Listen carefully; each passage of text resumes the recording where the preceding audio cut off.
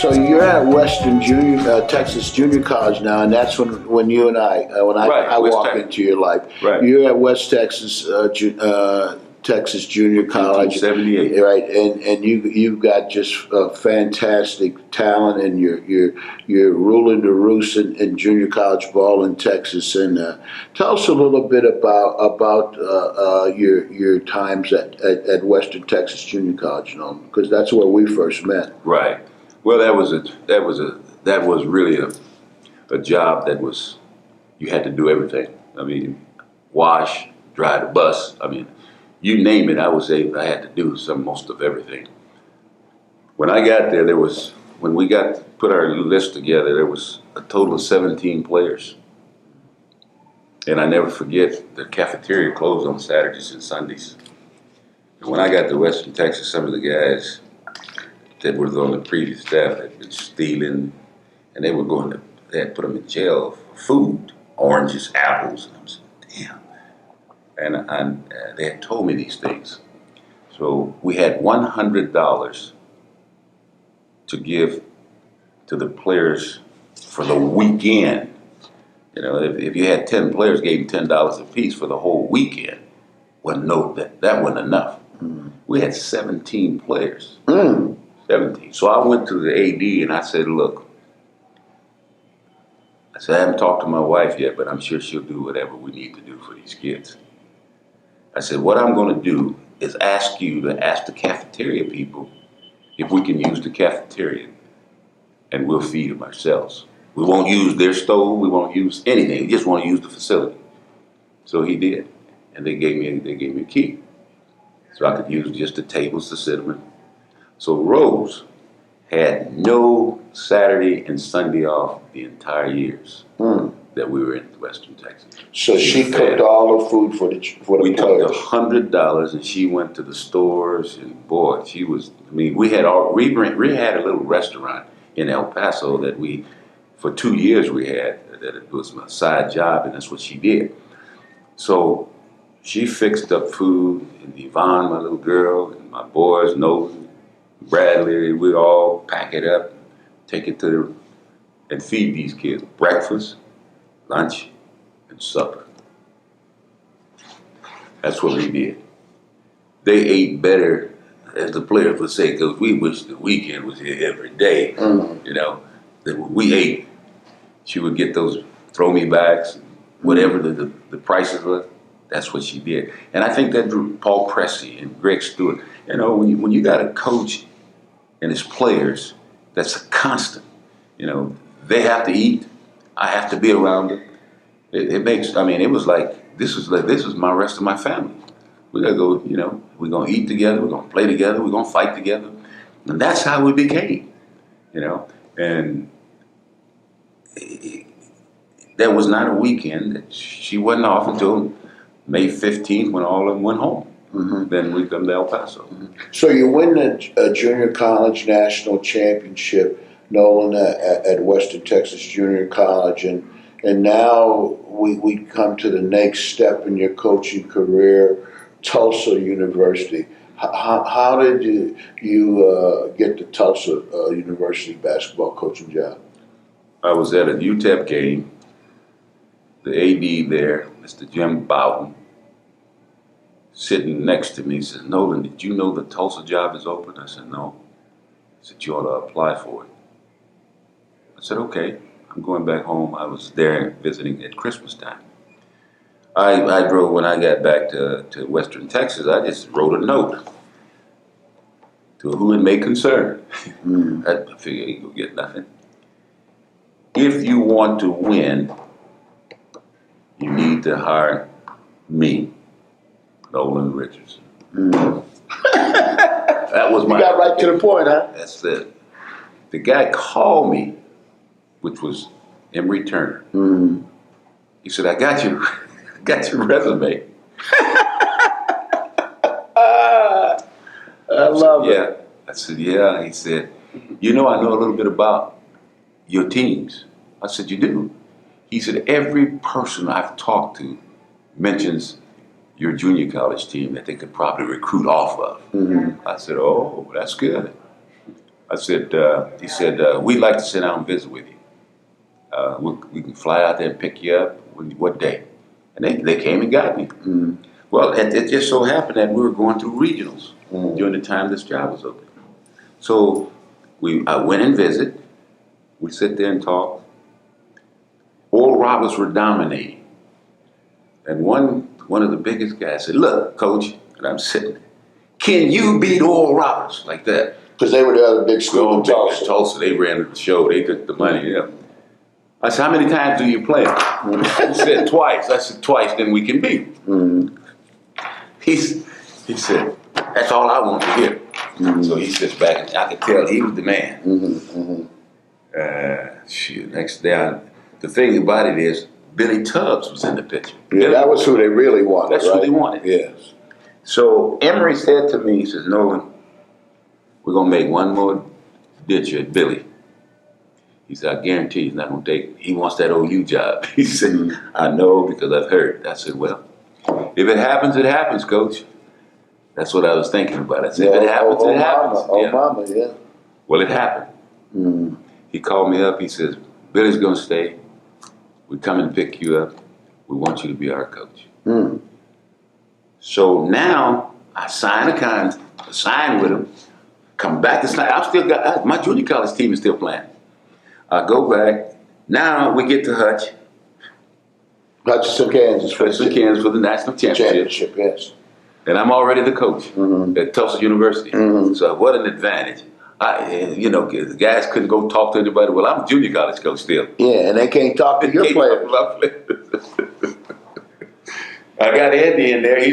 I said, look, you're not hired yet, but you're my assistant. Mm-hmm. So he's at the game. That's how we got Mike Anderson. Mm-hmm. We played them in the national championship game. Mm-hmm. I said, that little Favre, we got to have him to come along with what we got, and we're gonna make some noise.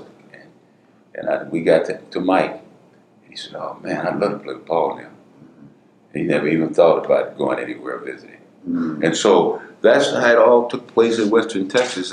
Again, now I don't have time to enjoy the national championship. I'm the happiest guy in the world because we won a national championship.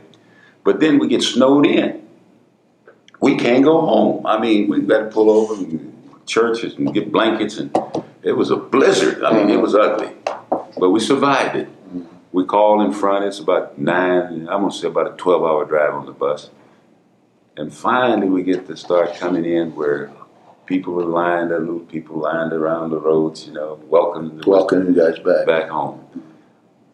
As soon as we unpack, I got to catch a flight and go to Tulsa. Mm-hmm. So the enjoyment of having that, the players were enjoying it. Yeah, but you had to get on the move. Still moving. So you stay at Tulsa, you go 119 and 37. You have enormous success there. You really paved the road for Tubby Smith and others to come along, and so now it's 1985, and you begin your tenure at the University of Arkansas. How did you get the job, and what were your biggest challenges in those early years? Well, to get the job, to be honest with you, Raleigh Massimino turned. Raleigh had just won the national championship, and they came over to call me to come over and visit with Frank Broyles about the job, and he had mentioned that they had gone. Raleigh hadn't come to them, but they had gone to Raleigh, and that he had certain many hours that he would tell them. In the meantime, he was getting his ducks in order to see which coach. And I keep coming up, so that was during the time that it was getting close. And at the same time, my daughter had contacted leukemia that year. Mm-hmm. And so with her having leukemia, it made me a little hesitant to start with. Before, years before, I never dreamed of wanting to be in Arkansas whatsoever because of what happened in 1950. You talk about Little Rock Central and having to have the troops to escort the students into the school. Yes, I understand. All that was there. So, but the thing that kept me more than anything, of course, not wanting to take that job, is taking her from her doctors and we were getting a little bit comfortable because they pretty much got it finally in remission. And the next thing you know, I've got a sick kid trying to coach a basketball team at Arkansas. But I took the job, and it was amazing because the last hour before taking it, I had said, "No, I'm staying in Tulsa." They had done some things and worked some stuff out for me that could help us maybe get a chance to win a national championship at Tulsa. So I ended up taking the job. Raleigh, I guess, ended up turning it down. And so the expectation, my expectation was that I'm going to go win. I didn't win soon enough, and then Yvonne got she went out of remission. The first years, and the first years there was very difficult. I had a team of players. We had some really serious problems on the team.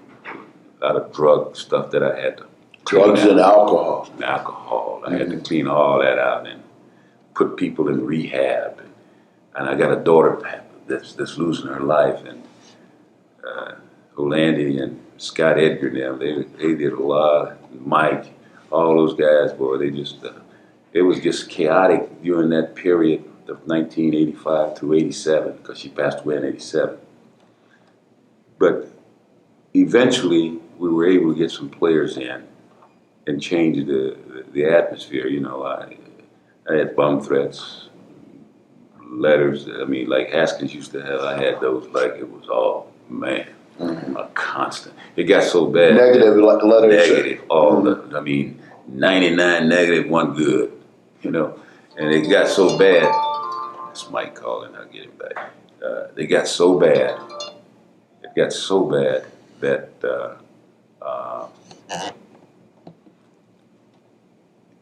even Yvonne, a sick kid at school, got into a fight. She hit a girl because they had told her that her daddy was going to be replaced by a coach. They needed to call him Win One Soon, Chinese guy, Win One Soon, and stuff like that. So it started even getting to that point. It was not a good time. It was a really bad time. Like I say, our team wasn't as good.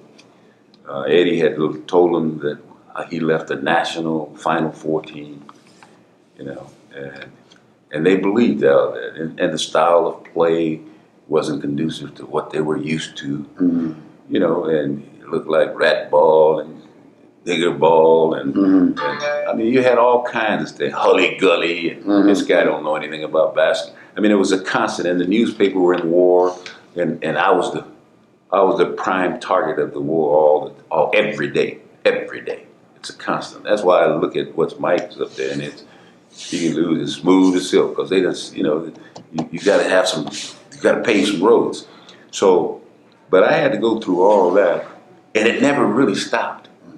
Even though once we got the program turned around and started moving toward the positive end, in my 5th year, I was at the Final Four. You know, that was 1990, going into the 5th year.